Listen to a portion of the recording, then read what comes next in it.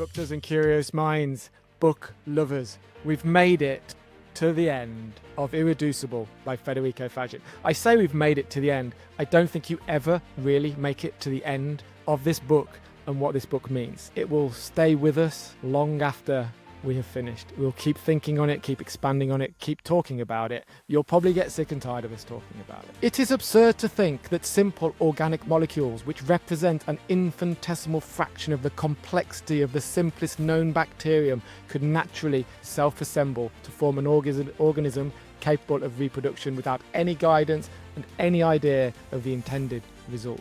How can we expect the first living and self-reproducing cell to have emerged by chance without the prior existence of a conscious and intentional idea? What is the purpose of life? What is evil? Why do we behave like machines, and how do we stop behaving like machines? What is wrong with information? What is wrong with maths? What is wrong with rationality? Chapter 13, Irreducible. There is a lot here, Jeremy. Ideas as symbols, ideas before symbols, the illusion of infinity, music, Beethoven. Where do you start? Yes, sir. Yeah, we're finally landing the plane. And like you said, this stuff's never going to go away. I don't think I will ever move through the world and not think of the word Seities anymore. You can't unthink that. You can't like go boop. You can't just remove that, when someone drops a bomb like that on you. All right, so let's start here. This is where I kind of eased into this thing. That first quote he's got in here: "Beauty is life when life reveals itself." So that's just an awesome reminder. A beautiful life is this emergence, this becoming, this allowing of things to unfold and coalesce without forced effort, without expectation. There's the wu wei is another way to think about this. Just without, there's no how, meaning there's no how. You just do it, right? So I think that was really cool to kind of start it. A reminder that quantum is the science of interiority. Yeah. I've kind of landed on that thing. The one interesting part of this, or not the one interesting part, but the one thing I want to tackle first is this idea of Seities. And we talked about Seities as being this next level up that directs the flesh bucket that we are, right? But we are drones and the Seities is driving. But page 2 of this chapter, he says, we as Seities. And there's another section here. He talks about the idea of humans actually being the drivers of these inventions and these great things. Is it the human or is it the Seities? He says we are the Seities. So are we, or are we I'm confused now. I'm just slightly confused at this point. We are the vehicle in which the Seities experiences meaning and seeks to know itself, to pass on that knowledge to the one so it can know itself. Okay, so murky as mud still. Well, it's all about that, the field, isn't it? The Seities are part of the field. We are vehicle. He's mentioned the drone analogy quite a few times. Hold up. In the glossary, where is Seities? There we go. Seities is a quantum entity with 3 irreducible and indivisible fundamental properties: consciousness, agency, and identity. The elementary Seities, which I have called consciousness units, or CUs, emanate directly from the One. The combination of communicating CUs, each with its own consciousness, identity, and free will, gives rise to the hierarchy of the Seities. By communicating with each other, the Seities create layers of symbolic and semantic organizations that increase their self-knowing. All the world is a stage, and we are the vibe sphere, directed by the Seities. Kind of falls on where you sign up to his theory of whether you are the Seities or the Seities driving us. I think for the sake of this, we can just see them as both the same thing. We are Seities. It's just one of those things that you have to just think about it as all of us being little pieces of a larger one. The larger one wants to understand and know itself. In order to do so, it deploys this physical world experiment that we live in that increases the flywheel of self-knowing. There you have it. Boom. Yeah. And to quote Paul McCartney, all you need is love. That's where we'll get. Yeah. All right. So going through my hit list here, it goes back to comprehension as the differentiating factor, and these algorithmic descriptions of reality are mere approximations, and that we have to think beyond math. We have to think beyond this construct that we created in order to explain the thing that created us. So like we rely on math to quantify and explain everything, but there's more to it. So that's like a theme that I kind of saw through the chapter. I like this quote: "The mathematics of physics cannot erase the mystery of a universe that evolves based on free will." And then we mentioned last week about control, didn't we? Our human desire for control, and it is likely that our need for power and control may subtly drive us to believe that we can know the future that even one does not know. So then he gets on to this idea of the meaning of life. It turns into what is the purpose of the universe? What is the purpose of the Seities? What is our role? What are we here for? What is the meaning of life? And he says to comprehend our true nature, the computation and mechanistic models that are rapidly gaining the upper hand in the sciences are not sufficient. Not even a logic alone is sufficient. We need the other aspects of our nature: emotions, imagination, creativity, courage, empathy, free will, curiosity, and the incredible capacity to comprehend through our lived experiences. And he goes back into it. The lived experiences is how we progress, and how the one uses the Seities for it to progress, to grow. Yeah, I had that whole chunk of text highlighted really big, because it's all of these things that we as a society tell ourselves that aren't important, and more things are important. And we're going to get to the way at the very end of the chapter he talks about how, you know, the drivers of society need to have more of this stuff. Like Palmer, all we need is love. There's some truth to that. Before we dig in there, he recalls back to Shannon's theory of information, Yes. which I think is really, really cool. And remember, Shannon's theory of information was more math focused. Statistical properties of information, measuring info into bits, how to transmit those bits reliably, especially over noisy signals, and then learning how to compress those bits. But Federico Faggin basically says the purpose of information is to carry meaning. Yes. And which is not at all explained in the mathematical nature. So here we go, math and then meaning, math and meaning. Although math can have meaning, I know there's some mathematicians that would say that, but I thought that was an interesting back and forth there between Shannon again and what he talks about the importance of information to be. Yeah, you should do a show on Shannon's information theory. You like it, you're good at it. Yeah, meaning. Everything is meaning. It's meaning all the way down. At the beginning of the book, we thought it was knowing all the way down, but it's meaning all the way down. A question for you, Jeremy. So I am convinced that if we disconnect from these fundamental aspects that distinguish us from our machines, we run the great risk of becoming machines ourselves, not by nature, but by choice. So for our listeners, Jerry, how do we avoid becoming machines through the lens of imagination, creativity, courage, empathy, free will, curiosity, and our incredible capacity to comprehend through our lived experiences? Yeah, I think it's interesting. We turn into more mechanical beings when we tend to rely on the ego, and we kind of autopilot ourselves based on shortcuts. We get into those shortcuts really quickly, and we get autopiloted and redirected by those shortcuts. And you got to kind of pull back and slow down and get back to the non-algorithmic comprehension that makes us different from machines. We're going to talk about non-algorithmic comprehension. Do you think we've been sold a lie? So How so? Hark back to an earlier episode we did on Packy McCormack's memorandum about augmenting curiosity and creativity with AI. Everyone says that your curiosity, your creativity, your imagination is augmented by AI. And is that dishonest? I mean, if we listen, so he lists these things. Let's say, okay, we're using AI. Somebody's listening to this, they're using AI on a daily basis. Which of these does using AI dilute? Imagination, creativity, courage, empathy, free will, curiosity, and comprehension. Okay, imagination, yes, dilutes that. Creativity, yes, it dilutes that. Courage, probably not. Empathy could go either way. Free will, curiosity, I think it does. If you're just using AI upfront, you are diluting your imagination, your creativity, and your curiosity. And I will die on that hill for anyone who wants to come on here and argue against me. So I've answered my own question. I might actually be in a position to argue with you on that, Mark. Go for it, please. I've been messing around with Claude lately.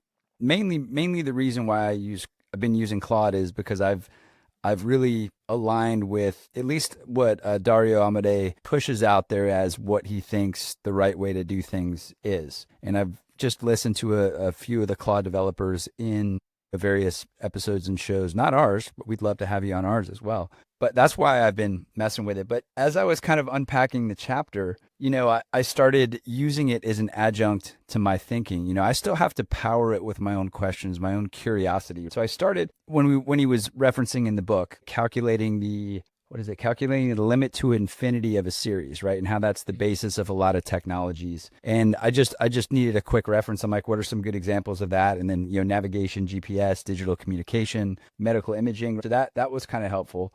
And then I asked, when the Shannon thing came up, did Shannon's theory of information, is it that it should carry meaning? And then it started poking around Shannon's information and meaning and all of that stuff. And it was an interesting conversation to have because who can I talk to besides you? So it's talking to about it with you is super helpful, but this is an interesting adjunct. Yeah, you're going to get a lot more interesting answers, or at least deeper researched answers from Claude than you are from me. Well, remember, no, I disagree. Oh, about the technical stuff maybe, but like the insight human to human, I don't think you can replace that because we're talking about non-algorithmic comprehension, which we can do better than Claude does, and we'll get into that a little bit later in this episode. But I really have kind of embraced the idea of kind of leaning on them to find the little interconnected patterns that I may not see initially. I don't know. I'm becoming more open to it. Before I was like, dude, I'm going into a cave. I'm bringing my record player, my notebook, and all my books, and everyone else can, screw off, right? But like, I've been tiptoeing into this, and I don't know. It's pretty interesting, man. But you've got AI in the back of your truck. You're not driving a snowplow with AI on the front power. And you're not front loading. You're not powering ahead. AI in command. It's in the back. It's an adjunct. If we're going to go that way. Before we ask the question, what is evil? And I've bought my Beyond Good and Evil companion book as well to get into the dark side of the universe. Another question, what is the music of the spheres? What is the music of the vibe sphere, James? Yeah. Oh my gosh, dude. What a great little Pythagorean tie-in there. We always use musical references on here, right? Yeah, the notes and the vibrations of the music, like the frequencies, that's symbolic. And then the experience of music being varied, right? Whether it has words, whether it doesn't have words, it generates qualia. And that qualia requires non-algorithmic comprehension, which we have, and computers don't.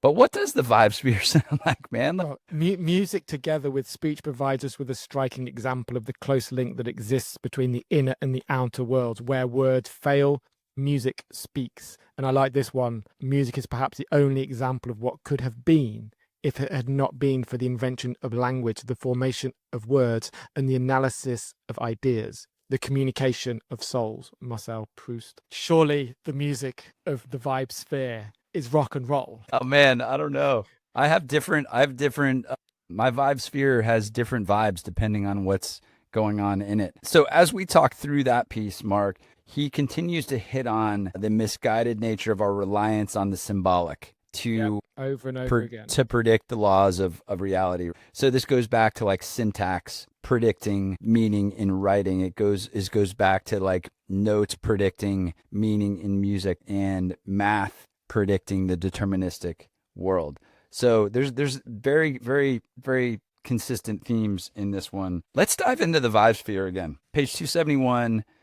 I just put the note "whoa" next to this. It just said "whoa." A fundamental class of actors that are Seities. Wait, hold on. A fundamental class of actors are the Seities that communicate with each other using live symbols. As their knowing increases, live symbols get ever more complex until they reach the level of a living cell. With the invention of living cells, the Seities could then create virtual worlds made of classical symbols in which they could have novel experiences that gradually become ever more engrossing that led to the creation of multicellular life. So, yeah, whoa.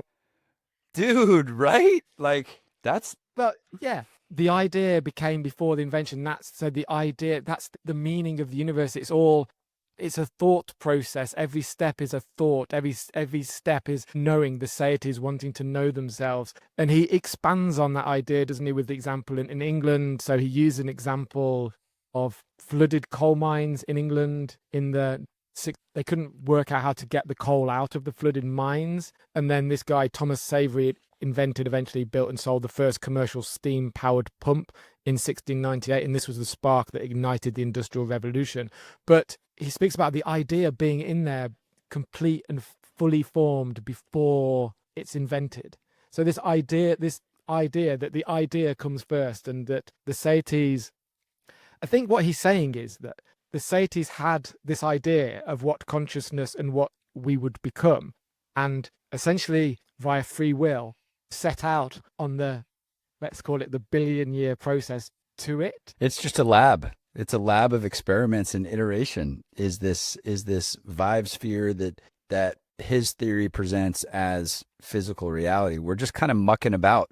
The Seities are kind of mucking about, trying to figure themselves out in this series of interactions of us and fields, or we are the result of interactions of fields. And man, this is like. But we like talking about empathy, entropy, and so we've had a few guests speaking about chaotic systems and the chaos theory and this complex, mind-bending, chaotic nature of the universe. There's a quote in here where he kind of buries that. He says, "How can we expect the first living and self-reproducing cell to have emerged by chance without the prior existence of a conscious and intentional idea? How can a hierarchy of precise subsystems self-assemble and form a living organism of incredible complexity through natural and random events that have a natural tendency to disorder?"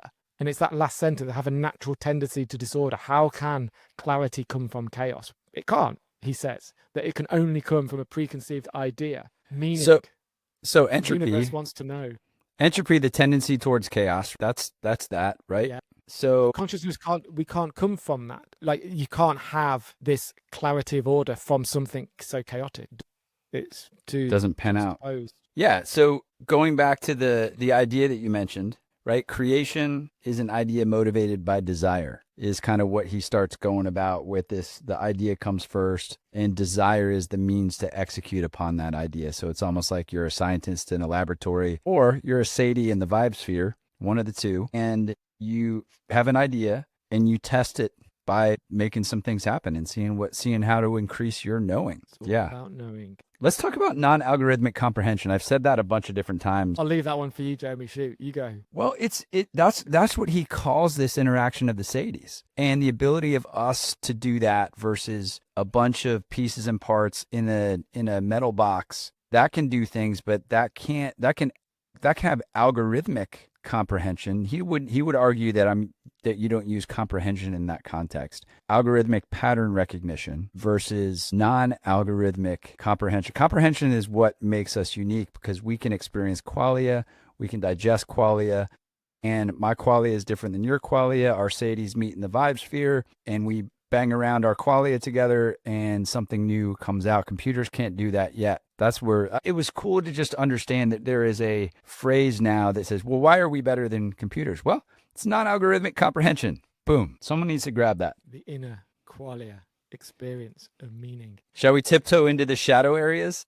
Well, Jeremy, I've got a bit of an echo there. Just turn that. The meaning of life, the question which has perhaps inspired more late nights than any other question. I think the purpose of life is to get to know ourselves through the knowing of each other, and this also involves knowing our shadow areas. Here I speak of hatred, racism, violence, and above all, the need to be superior to others. Am I evil? Machine Head, Diamond Head asked, am I evil?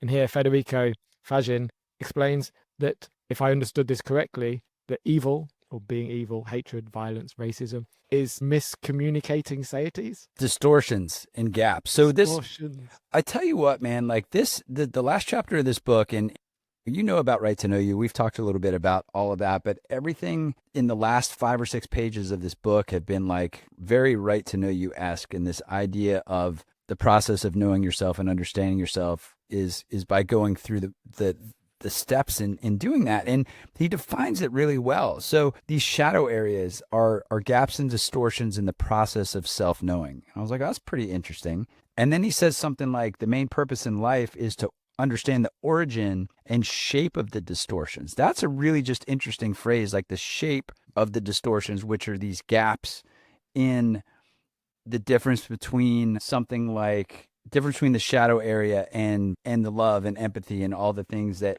we need. A lot of callbacks to, I've referenced like Miguel Ruiz Jr., Toltec traditions, the Four Agreements, this idea of the dream, which is he references here as everyone's in this kind of self-induced trance that obscures love. And I'm like, man, that's really interesting. And their themes, other people explain that in very similar ways. And guess where it all comes from, Mark? Guess where it all comes from? Where does it all come from, Jeremy? Loose quote here. The need to feel superior to nature is a primary source of distortion and the root of most of our suffering.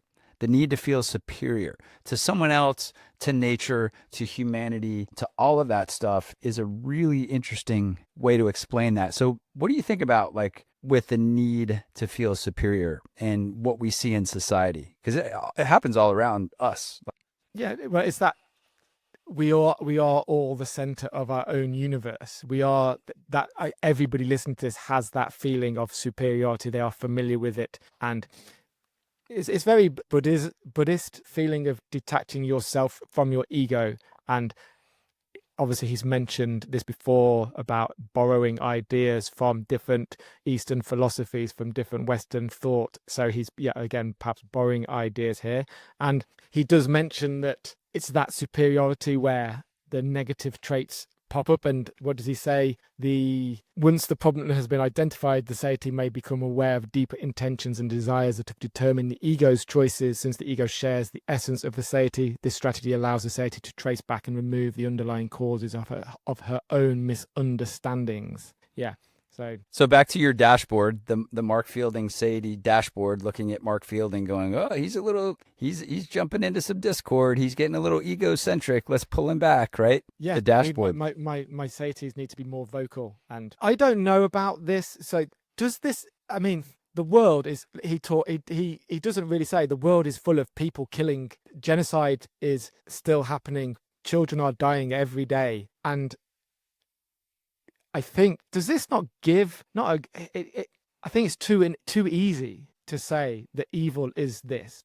The evil is these gaps and distortions in self-knowing? So tribal warfare, that's what that is? So what's happening now, can that be so easily explained as gaps in our ego on an individual basis? Yeah, I've actually written about this quite a bit. The last thing I put out there was the idea that the law of the jungle needs to be rewritten. Right? The law of the jungle, this need to feel superior, right? So the biggest challenge is our need to feel superior to other things. The law of the jungle is, strongest survive. Brute force is the way to do things. You got to climb up the corporate ladder by stepping on people's faces. Kill or be killed. Kill or be killed, right? But if you think about it, the jungle is one of the most collaborative, interconnected subsystems of nature that's around, right? If you think about, like, we talk about mycelial network and trees being connected and being able to communicate through each other and that sort of thing. The law of the jungle needs to be rewritten to focus on that, the connection, the collaboration of what we can all do kind of together. But do we have faith that humanity is open and willing to get over our need to feel superior over other things? Because that gets written and co-opted in this idea of, if we don't do that, someone else is going to kick our ass. Like if I don't make myself superior to Mark's going to kick my ass and take my resources and I'm going to die. Like that's at the most fundamental nature of these disconnects between people, between groups of people, between societies and countries and nations and all of that. That's where I land on all this. And when he said that the biggest obstacle, the biggest gap, the biggest distortion that we have is this need to feel superior, that is really the root of all the shit. Okay. So he lands the plane on the three fundamental centers: the head, the heart, the gut. It sounds like a podcast by Joe Rogan. Now we're going to talk about gut health. Complexity of the gut. Complexity of the gut. And the head center, our intuitive and creative powers, our highest mental abilities. The heart, the center of our feelings, desires, intentions of empathy, love, joy, passion, curiosity, honesty, ethics, and self-fulfillment. And the gut is the focus of our physical actions, the least understood of our centers. And head, heart, and gut may also refer to 3 different types of knowing, because we can learn mentally, emotionally, and interactively. Emotional knowing is mainly knowing from within. Mental knowing is knowing from without and from within. And the heart is the deepest source of our human non-algorithmic capacity. There you have it. Whoever goes to the end of his heart knows the nature of man. Yeah. So the best books, not only, like we said, stab you in the eye with ice picks, they also are the most brilliant of thought starters. They're not solutions. They're not maps. They're a compass. Shout back to Julio Attino again. They're a compass. And this book is definitely a waypoint on the journey to figure out ourselves. And I thought it was really, really interesting. But at the very end, it's kind of like he as he's walking out of the room, this, he talks, he's presenting this book. As he walks out of the room, Mark, by the way, 2 things will fix everything: emphatic science and rational spirituality. I got to go. I got a meeting. I'll be back soon, but I'll leave it to you to unpack that. But that's almost like something to carry on. I think, what do you think about when you think about emphatic science? I can't say I think about emphatic science very often. I think that all you need is love. And it's so twee. It's such a twee way to end the book, that is essentially the message. And that consciousness, as we say at the end of every book club for this book, regardless of whether your consciousness is fundamental to the universe or an emergent property of the neurons firing in your brain, the heart is a symbolic center of intention, and all you need is love. Yeah, it's not you're not going to get the answers of everything through here. You're going to get thought starters. You're going to get ideas to continue to mash around in the vibe sphere, which I'm grateful for. There are a lot of things that I never would have considered or thought about that our host and author Federico Faggin has presented us. Here's a last little tie-in. We looked at Dario Amade's Machines of Love and Grace. We've been kind of talking about this humanity AI discussion and what's going to happen and how's it going to be used and how's it going to affect us. This quote by Tesla that he has here at the very end is really cool to kind of land the plane on. Progress must seek to improve the human race. If it's not, it's a perversion. I like that one. I'll leave you with Cicero. If you remove consciousness, everything else is nothing. There you have it. That's a wrap. Federico Faggin, Irreducible. I recommend the read. If you don't want to read it, listen to all of our chapter breakdowns. Comment. Let us know what you're thinking, and let's continue the conversation, because there's some important stuff in here that needs to be continued to unpack in the vibe sphere. We need to make a shirt called the Vibe Sphere. We do. I think we should say thank you to Federico's life's work. I think it's an important book. We only read important books, don't we, on Thinking on Papers. If you've ever questioned the lunacy of superintelligence, if you've ever wondered whether AI can truly be conscious and aware, and what the ramifications might be for humanity if it ever does become, if you've ever wondered about your own consciousness, about when you wake up in the morning and you remember who you are, where does that come from? You should read this book. There's a lot of questions in it, a lot to think about. Read it. There you have it. Stay tuned for the next book. Be curious. Stay disruptive. Keep thinking on paper.